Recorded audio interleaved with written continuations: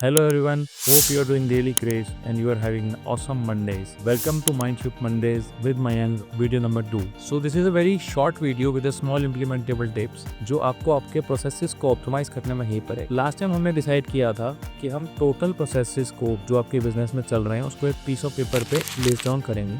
After listing them down we will categorize them into 5 categories. One is primary, then it is support, then it is HR, then it is finance and then it is back office. Now इसके आगे चलते हैं. Once we have classified all the activities, ठीक है, all the processes into these 5 categories, we will take one category. अभी थोड़ा soft चलते हैं. We will take easy one. So हमने support categories को उठा लिया. अब support categories के प्रोसेस को we will write down एक अलग piece of paper पे और उसको we have to further classify into some more categories. So what are these categories and how they will help you in optimizing your process? Let's know.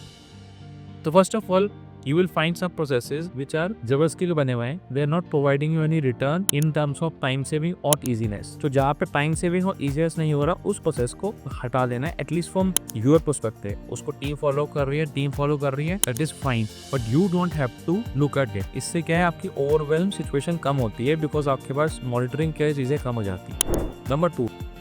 You will find some processes which are of repeat nature but which are not your core business activity. For example, manufacturing की core activities is production. You need to manufacture the goods. तो core activities नहीं है आपकी और repeat nature की हैं. तो ऐसी activities को you need to outsource to a outsourcing agency. ऐसा करने से आप hiring और training loop में फंसने से बच जाते हैं. Now, third, you will have to identify process जिनकी KRA डिफाइन अभी के लिए नहीं कर पा रहे हैं और उनके KRA इक्वली, उनकी जो एक्टिविटीज होती हैं वो इक्वली डिवाइडेड नहीं है. फॉर एग्जांपल, एक बिल से फॉलो करना होता है 3 दिन बाद, फिर 10 दिन बाद, फिर 12 दिन बाद, या उसका एक्शन किसी फर्दर एक्शन पर डिपेंडेंट है. ठीक है, दैट केस आप प्रोसेस आउटसोर्स नहीं कर पाएंगे but you have to align your internal team and you have to delegate those. For example, आपने बोला HR को कि जब भी कोई एस्केलेशन आए तो उसको असेस करना है, क्यों डेलीगेटेड दैट टास्क आप नहीं कर रहे बट यस वो आउटसोर्स नहीं हो पाया. ठीक है, after classifying the process into elimination, outsourcing and delegation, you will come across few set of task. कुछ टास्क ऐसे मिलेंगे जो आपको दिखेंगे कि यार इसका तो प्रोसेस ही नहीं है and which are taking most of your time. आपका टाइम वही टास्क खाते हैं बिकॉज कुछ भी ऐसा होता है इसका प्रोसेस नहीं है तो you need to intervene, you need to do the thing, सब आपको करना पड़ता है. So you need to identify those task, उसके KRA डिफाइन करने पड़ेंगे and then you need to